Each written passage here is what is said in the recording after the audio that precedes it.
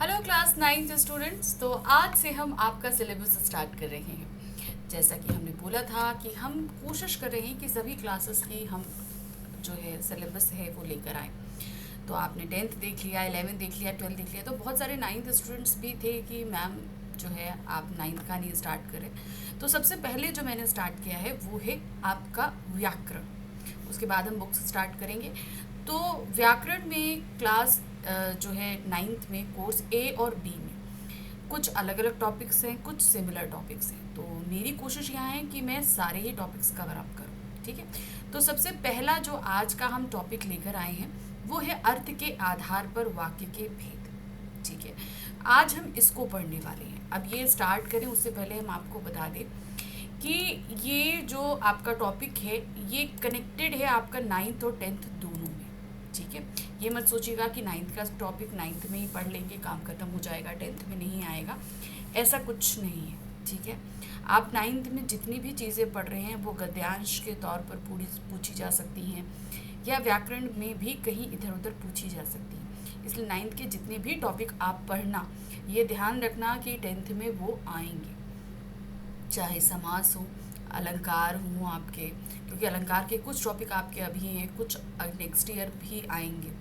उसी तरीके से ये जो अर्थ के आधार पर वाक्य का भेद है ना, ये भी आपका इसमें आएगा, और रचना के आधार पर वाक्य के भेद आपके 10th में आएंगे। लेकिन एक चीज़ याद रखिएगा कि क्वेश्चन इन दोनों से ही पूछे जाएंगे आपके। तो दोनों टॉपिक्स को आपको अच्छे से याद रखना है। जैसे कि अभी आप क्लास 9th में अर्थ के आधार पर वाक्य के भेद पढ़ेंगे, फिर आपका नेक्स्ट ईयर जब आप रचना के आधार पर वाक्य के भेद पढ़ेंगे तो इन दोनों से कंबाइंड क्वेश्चन आ सकते हैं। तो इनको आपको याद रखना है। तो मेरी जो कोशिश है कि मैं आपको अच्छे से डिटेल में पूरी चीज़ें समझा दूँ। देखिए, व्याकरण में हम जितनी प्रैक्टिस करेंगे वो चीज़ें उतनी हमारे लिए आसान होंगी।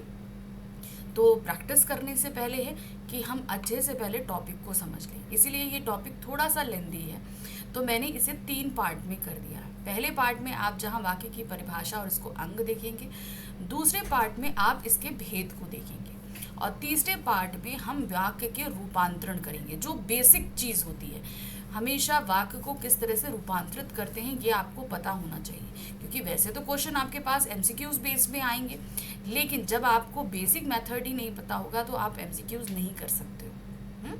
तो एमसीक्यूज भी हम आपको कराएंगे, लेकिन पहले हम आपको बेसिक मेथड्स क्लियर करेंगे।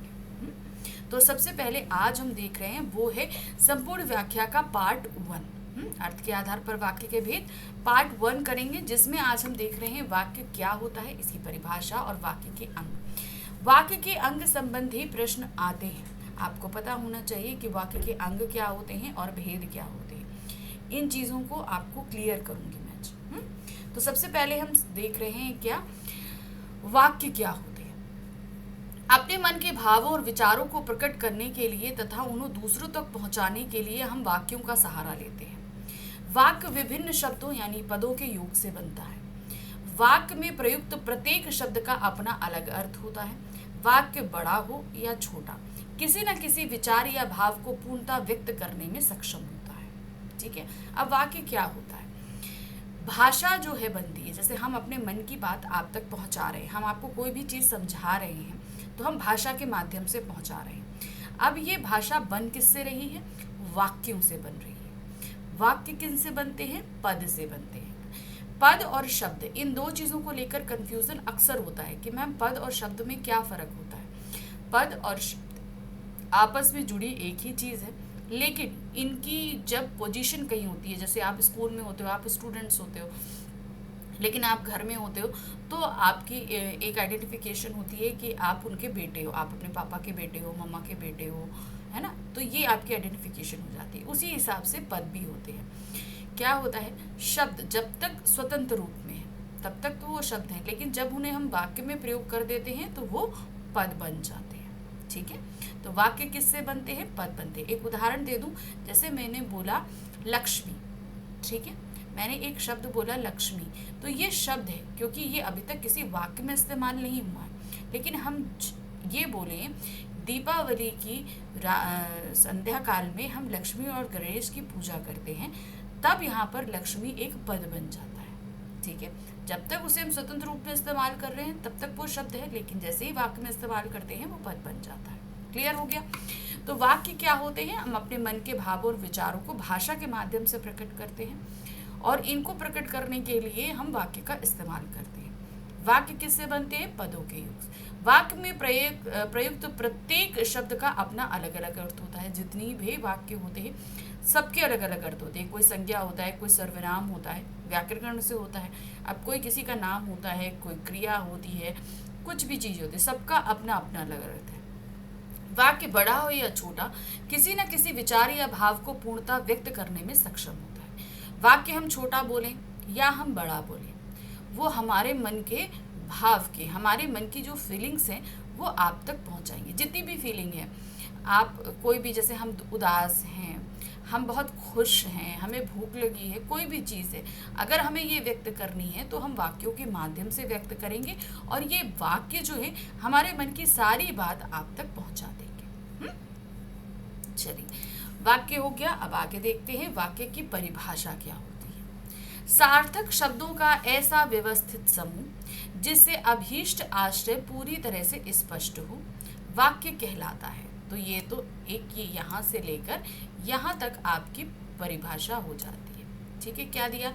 शब्दों का ऐसा सार्थक समूह, यानी कि ऐसे सारे शब्द जो अपना अपना सही अर्थ प्रयोग करें और व्यवस्थित हो, यानी कि सब अपनी जगह पर हो, और जिससे अभीष्ट आश्रय, यानी कि जो बात हम व्यक्त करना चाहते हैं वो व्यक्त हो रही हो और दूसरे को समझ में आ रही हो, वही वाक्य कहलाता है। वाक्य किसी भी भाषा की सबसे छोटी एवं सार्थक इकाई होती है। समझ में आया? भाषा बनती किससे है? वाक्य से बनती है। अपने विचारों को दूसरों तक पहुंचाने के लिए हमें वाक्य की मदद लेनी पड़ती है। वाक्य से बोलने या मिलने वाले आश्रय का बोध होता है। इस आधार पर कहा जा सकता है किसी भी वाक्य में शब्दों का व्यवस्थित समूह होना चाहिए और उस समूह का पूरा पूरा अर्थ स्पष्ट होना चाहिए। देखिए अब क्या होता है, वाक्य में दो एलिमेंट्स बहुत ज़रूरी हैं कि जो भी आप शब्द इस्तेमाल करेंगे वो एकदम सही जगह पर होने चाहिए और उस समूह का पूरा पूरा अर्थ स्पष्ट होना चाहिए। ये नहीं कि आपने शब्दों का समूह तो ले लिया लेकिन आपने उसे वाक्य में इस तरीके से अरेंज किया कि वो एक सही अर्थ नहीं व्यक्त कर रहा है, तो फिर उसका कोई मतलब नहीं है। समझ में आ गया? वाक्य की परिभाषा क्या है? सार्थक शब्दों का ऐसा व्यवस्थित समूह जिससे अभीष्ट आशय पूरी तरह स्पष्ट हो, वाक्य कहलाता है। अब वाक्य की परिभाषा जितनी भी आप कई तरीके की पढ़ेंगे, सबका अर्थ एक होगा। हो सकता है भाषा में थोड़ा थोड़ा डिफरेंस हो। तो ये आपको देखना पड़ेगा जब आपके पास अगर एमसीक्यू में ऐसा कोई ऑप्शन आता है तो किस तरीके से आएगा। अब आ जाते हैं वाक्य के अंग। सबसे पहले अंग और भेद, इन दो चीज़ों में अंतर आपके लिए समझना बहुत ज़रूरी है। पहली चीज़ यहाँ पर ये होती है कि जैसे अब मनुष्य है, ठीक है, मनुष्य के अगर आप भेद निकालोगे तो क्या होगा? मनुष्य के दो भेद होते हैं, स्त्री और पुरुष। ठीक है, अगर मनुष्य के अंग निकालेंगे तो हाथ, कान, आँख, नाक, पैर, बहुत सारे अंग हैं हमारे। ठीक है, तो बेसिकली क्या होता है कि जो वाक्य होता है, वाक्य में कितनी चीज़ें आ रही हैं, ये उसका अंग हो गया। अब वो कितने तरह की हो सकती हैं, वो आपका क्या हो जाएगा? भेद हो जाएगा।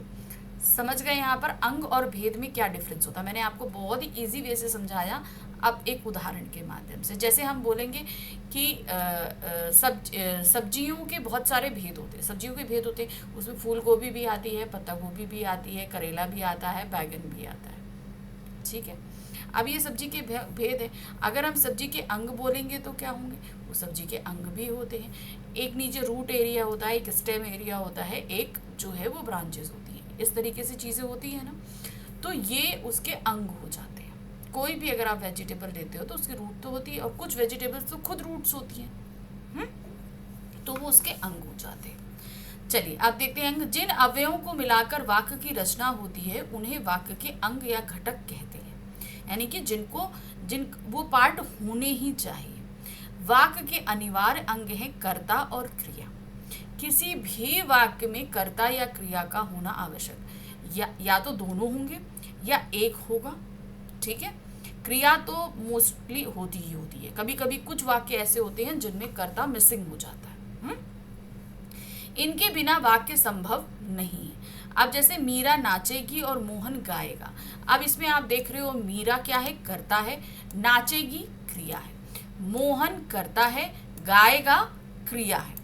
अब यहाँ पर जो भी आप ये जो कर्ता पोर्शन होता है, जो कर्ता होता है, हम यहाँ पर वाक्य में ध्यान देना, जो वाक्य के अंग होते हैं इनको हम दो पार्ट्स में डिवाइड करेंगे और इसी बेसिस पे डिवाइड करेंगे, कर्ता और क्रिया के आधार पर। ठीक है, उपरोक्त वाक्यों में एक कर्ता और एक क्रिया है। जैसे यहाँ पर दिया है मीरा और मोहन कर्ता है और जो है क्रिया क्या है, नाचेंगी और गाएगा। कर्ता और क्रिया पद के अनुसार वाक्य के दो घटक होते हैं, कर्ता और क्रिया। अब कर्ता और क्रिया दो हैं तो वाक्य के भी दो अंग हो जाएंगे। पहला क्या हो जाएगा, उद्देश्य, और दूसरा हो जाएगा विधेय। क्या हो जाएगा, उद्देश्य और विधेय। वाक्य में जिसके बारे में कुछ कहा जाए उसे उद्देश्य कहते हैं, और विधेय वाक्य में प्रयुक्त उद्देश्य के बारे में जो कुछ कहा जाए उसे विधेय कहते हैं। अब जैसे मैंने यहाँ पर एक उदाहरण लिया है, श्याम ने बाजार से फल लिए। अब यहाँ पर हम किसके बारे में बात कर रहे हैं, हम फल के बारे में बात कर रहे हैं? नहीं, हम श्याम के बारे में बात कर रहे हैं। किसके बारे में? मोस्टली आप अगर कोई भी सेंटेंस पढ़ो तो किसी भी सेंटेंस में हम किसी चीज़ के बारे में बात कर रहे होते हैं। ठीक है, अब जैसे हम बोलते दिल्ली भारत की राजधानी है। हमने क्या बोला, दिल्ली भारत की राजधानी है। अब हमने किसके बारे में बात करी, हम दिल्ली के बारे में बात कर रहे हैं कि हम भारत के बारे में बात कर रहे हैं? हम दिल्ली के बारे में बात कर रहे हैं, हम भारत के बारे में बात नहीं कर रहे हैं। अगर हम ये बोले भारत की राजधानी दिल्ली है तब हम भारत के बारे में बात करें। दो अलग अलग शब्द हैं। हमेशा ये देखना कि वाक्य में हम किसके बारे में बात कर रहे हैं। दो एक ही शब्द हैं, एक ही जैसे लगभग दिखने वाले वाक्य हैं, दोनों का अर्थ सेम है लेकिन वाक्यों में डिफरेंस है। कैसा है, दिल्ली भारत की राजधानी है, भारत की राजधानी दिल्ली है, दो अलग अलग हुए वाक्य। पहले वाक्य में हम दिल्ली के बारे में बात कर रहे हैं और दूसरे वाक्य में हम भारत के बारे में बात कर रहे हैं। तो हम वाक्य में जिसके बारे में भी बात कर रहे होते हैं वो होता है हमारा उद्देश्य। क्या होता है, उद्देश्य। और उद्देश्य के बारे में जो कुछ कहा जा रहा है वो विधेय हो जाएगा। जैसे हमने क्या बोला, दिल्ली की राजधानी भारत की राजधानी दिल्ली है, तो हमने बात किसकी करी, भारत के बारे में। तो भारत तो उद्देश्य हो गया। अब उसके बारे में हम क्या बात कर रहे हैं, की राजधानी दिल्ली है। तो की राजधानी दिल्ली, ये हमारा पूरा क्या हो जाएगा, ये हो जाएगा हमारा विधेय। ठीक है, तो जैसे यहाँ पर देख रहे हैं श्याम ने बाजार से फल लिए। अब इस वाक्य में हम बात किससे कर रहे हैं, श्याम ने। तो श्याम ने हमारा पूरा क्या हो गया, उद्देश्य, और बाजार से फल लिए ये हमारा क्या हो जाएगा, विधेय। अब क्या है, बच्चे पतंग उड़ा रहे हैं। अब पूरे वाक्य में हमने किसके बारे में बात करी, हम पतंग के बारे में बात कर रहे हैं? नहीं, हम बच्चों के बारे में बात कर रहे हैं। तो यहाँ पर बच्चे क्या हो जाएंगे, उद्देश्य हो जाएंगे। पतंग उड़ा रहे हैं ये हमारा क्या हो जाएगा, विधेय हो जाएगा। क्लियर? इसी तरीके से और देखिए अब आ जाते हैं वाक्यों के भेद पे। ठीक है, अब भेद हमने आपको बोला कि हम नेक्स्ट वीडियो में पढ़ाएंगे, लेकिन थोड़ा सा परिचय हम दे देते हैं। जैसे यहाँ दिया है, वाक्यों का वर्गीकरण दो दृष्टियों से किया जाता है। पहला है अर्थ की दृष्टि से, दूसरा रचना की दृष्टि से। अब देखिए क्या होता है, जब हम वाक्य बना लेते हैं, कोई भी वाक्य जब हम बना लेते हैं तो उसका कुछ ना कुछ अर्थ निकलता है। या तो हम किसी से प्रश्न पूछ रहे होते हैं, या अपने डाउट को व्यक्त कर रहे होते हैं, या हम किसी चीज़ के लिए मना कर रहे होते हैं। मेरी इच्छा कोई चीज़ होती है, हम उसे व्यक्त कर रहे होते हैं, या एक हम सिंपल सा स्टेटमेंट दे देते हैं। ठीक है, कभी हम कुछ वाक्यों में हम लक्षण और परिणाम दोनों बता देते हैं। तो हमेशा जब भी हम वाक्य पढ़ेंगे तो उसका कुछ अर्थ निकलेगा, तो उसी अर्थ के आधार पर वाक्य के भेद होते हैं। ठीक है, दूसरा होता है रचना की दृष्टि से। जब हम वाक्य को बनाते हैं, क्या करते हैं, जब हम वाक्य को बनाते हैं, रचना मतलब क्या होता है, क्रिएशन, यानी कि बनाना। जब हम बनाते हैं तो उसकी दृष्टि से वाक्य तीन तरह के होते हैं, सरल वाक्य, संयुक्त वाक्य और मिश्रित वाक्य। अब आपके सिलेबस में क्या है, सिर्फ अर्थ की दृष्टि से वाक्य के भेद। तो अब जो नेक्स्ट वीडियो आएगा उसमें हम सारे भेद पढ़ेंगे। ठीक है, और रचना की दृष्टि से वाक्य के भेद हम कब पढ़ेंगे, हम 10th में पढ़ेंगे, क्योंकि 10th में हमारा ये सिलेबस है। लेकिन याद आपको दोनों ही रखने पड़ेंगे क्लास 10th तक। देखा, तो इस वीडियो में हमने आपको फटाफट यहाँ पर चीज़ें समझा दी कि वाक्य क्या होता है, वाक्य की परिभाषा क्या होती है, इसके अंग क्या होते हैं। अंग को लेकर बहुत ही ज़्यादा क्लियरेंस रखिएगा, क्योंकि इस अंग के माध्यम से आपसे प्रश्न पूछे जाएंगे उद्देश्य और विधेय से। तो अब हम अपना पार्ट 2 जब लेकर आएंगे अर्थ की दृष्टि से वाक्य के भेद, तो उसमें हम सारे भेद पढ़ेंगे। ठीक है, जो जितने हमारे भेद हैं उन सभी को हम पढ़ने वाले हैं। लेकिन आपको अगर ये वीडियो बहुत अच्छे लग रहे हैं, आपको सारी चीज़ें समझ में आ रही हैं, तो लाइक सब्सक्राइब शेयर ज़रूर कीजिएगा मेरे चैनल को, और साथ ही साथ टेलीग्राम चैनल भी आप ज्वाइन करिए। इसका लिंक आपको नीचे डिस्क्रिप्शन में मिल जाएगा। ठीक है, चलिए मिलते हैं इसी टॉपिक के जो सेकंड पार्ट है उसमें, जिसमें हम पढ़ने वाले हैं वाक्य के भेदों। Thank you for watching, bye bye.